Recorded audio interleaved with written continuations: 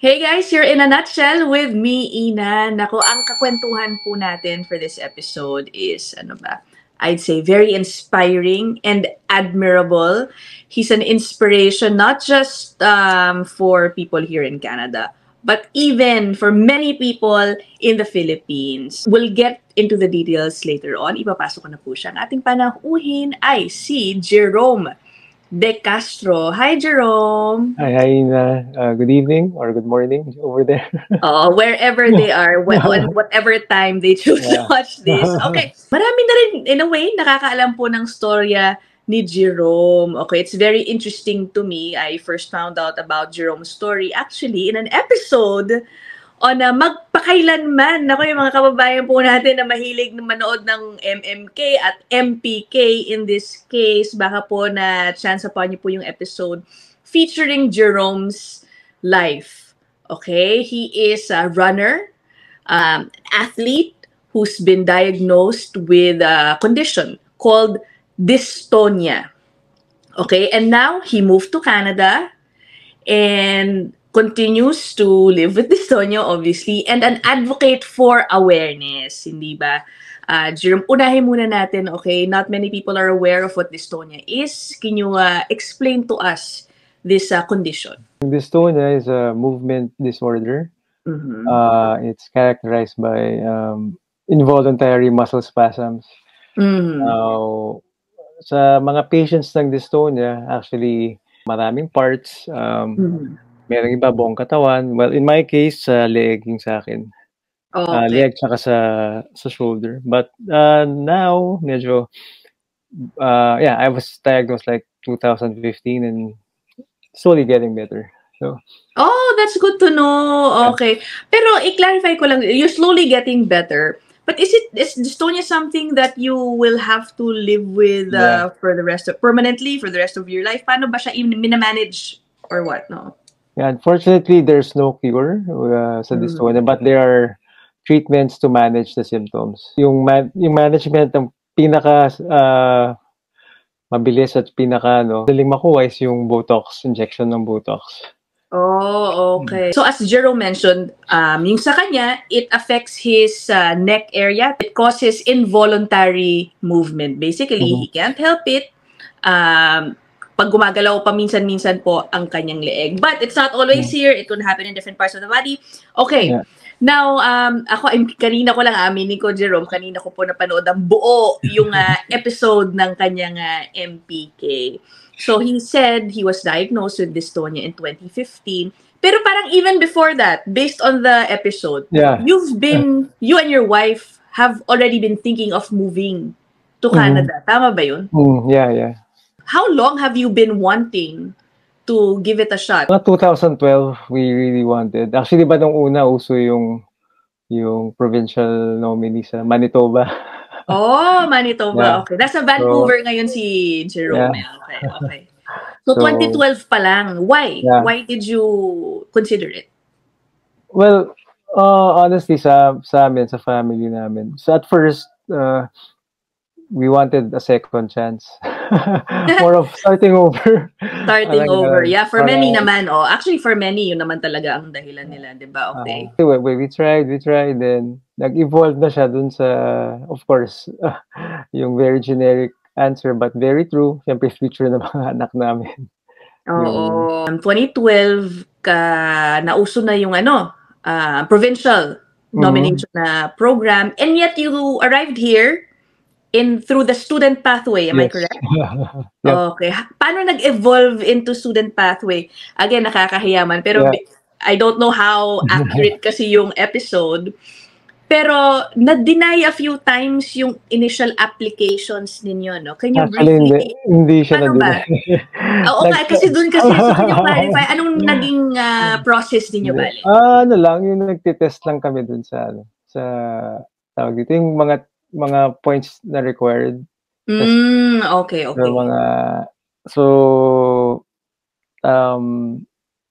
Kinukulang kasi karamihan skilled worker yung background mo kailangan skilled eh. So at that time we don't know naman talaga yung procedure. And then kailangan may magsusponsor sa'yo, di ba, sa pag sa Manitoba.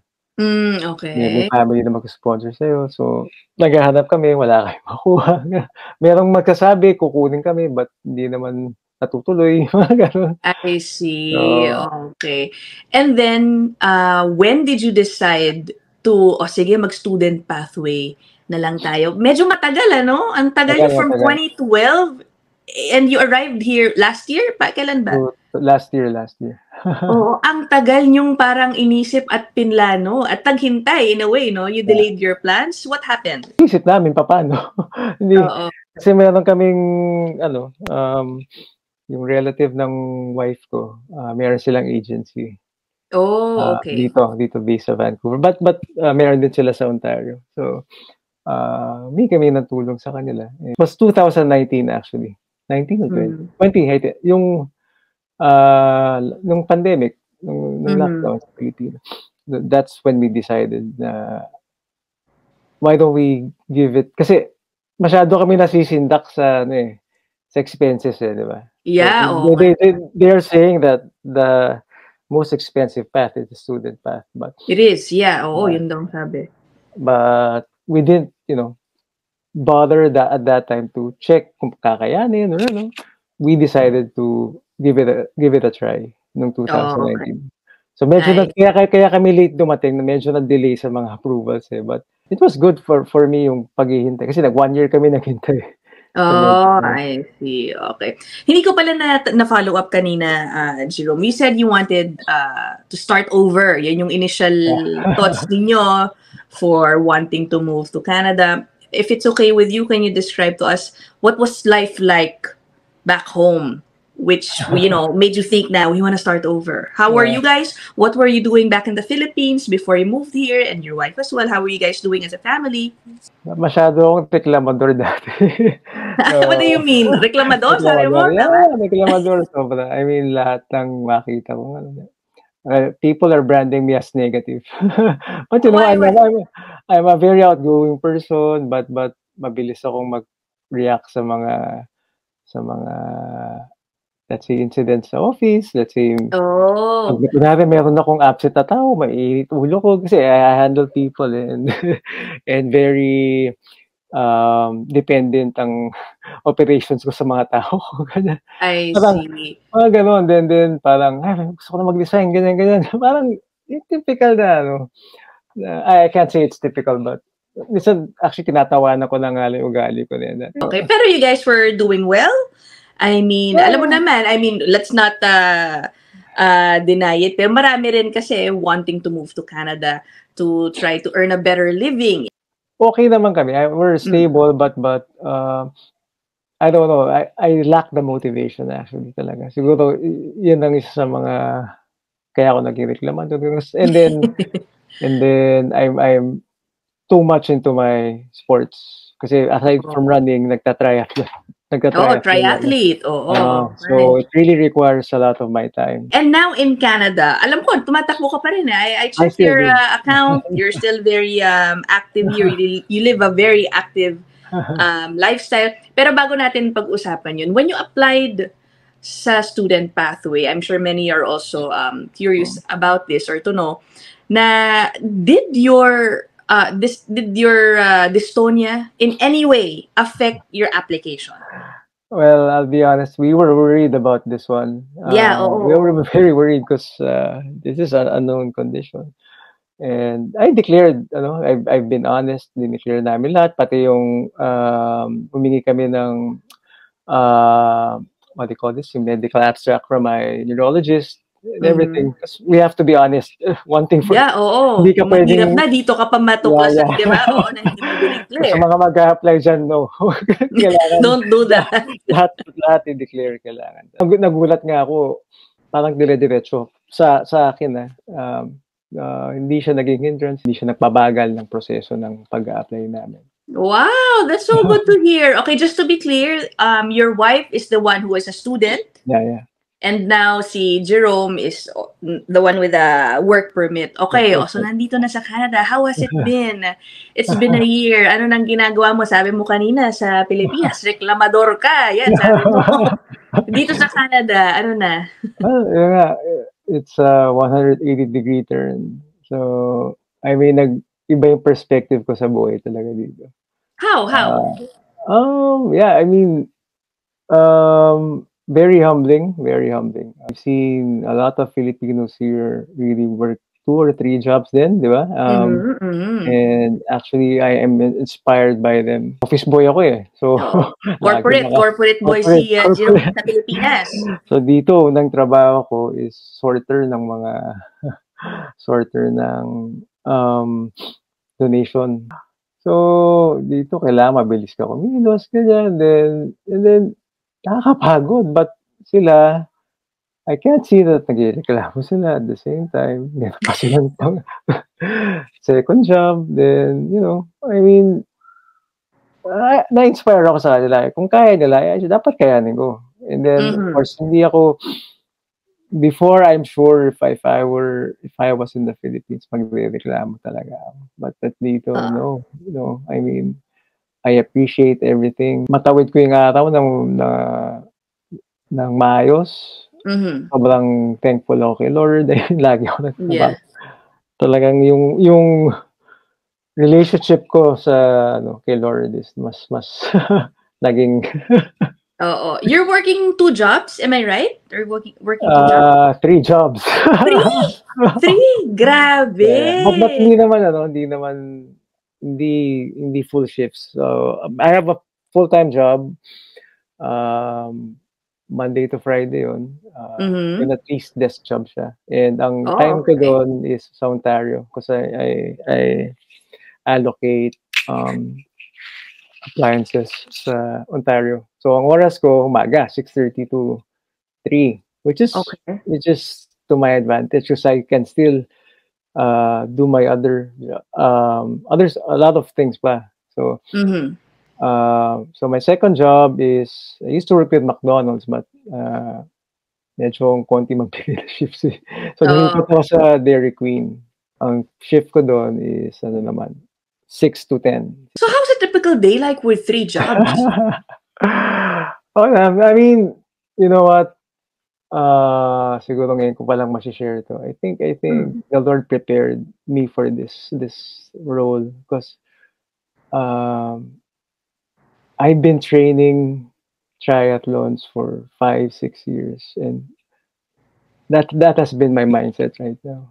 Kasi I even wake up at 5 just to mag indoor bike or mag-treadmill, tatakbo. Then pasok ako sa work, then sa gabi mag-swim ako or magbabike ako.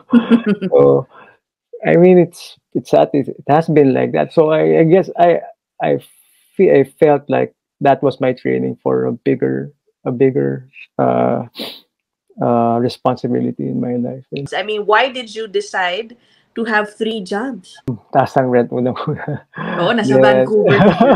One of the most expensive, if not the most expensive place in Canada. And then, of course, yung wife ko nag-aaral pa. So, and then, medyo in-expect ko na talaga siya eh. So, pinagandaan ko talaga siya. What I like about my situation, very tiring, but it's very diverse. Meron akong desk job. Meron akong food crew job. Meron akong groceries. Of course, I'm not gonna do this forever. Okay, I have to ask this again, Jerome.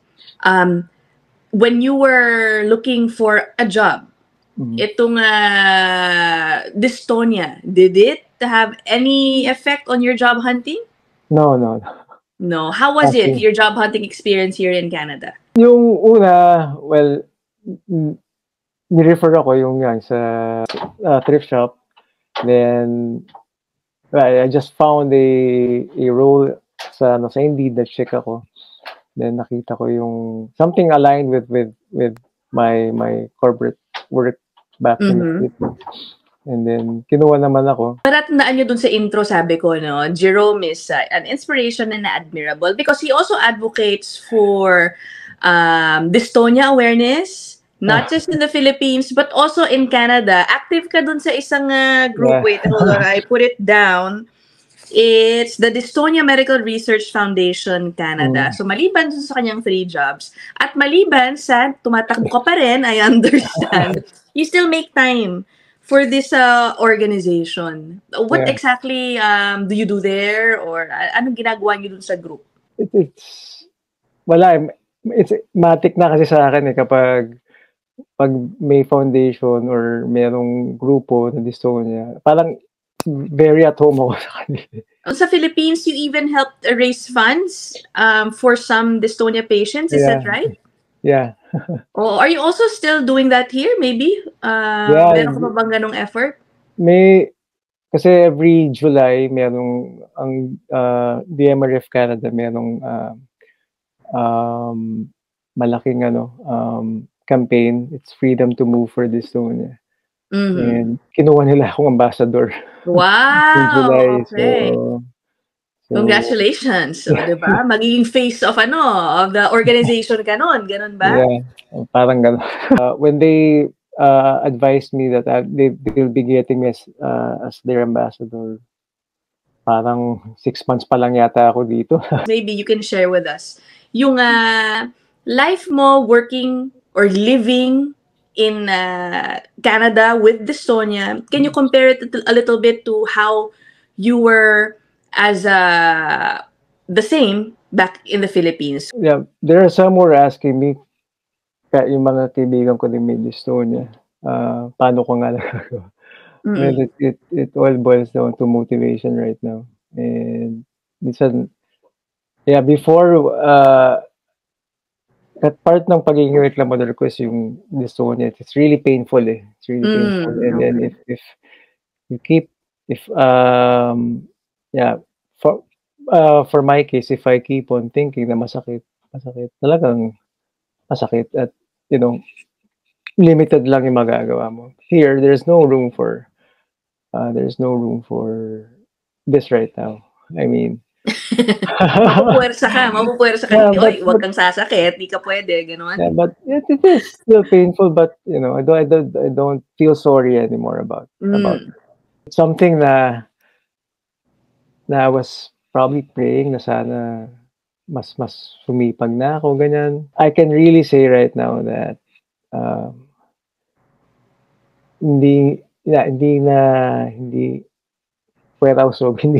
na ako naabala ng dystonia ko. Okay. Jerome, do you think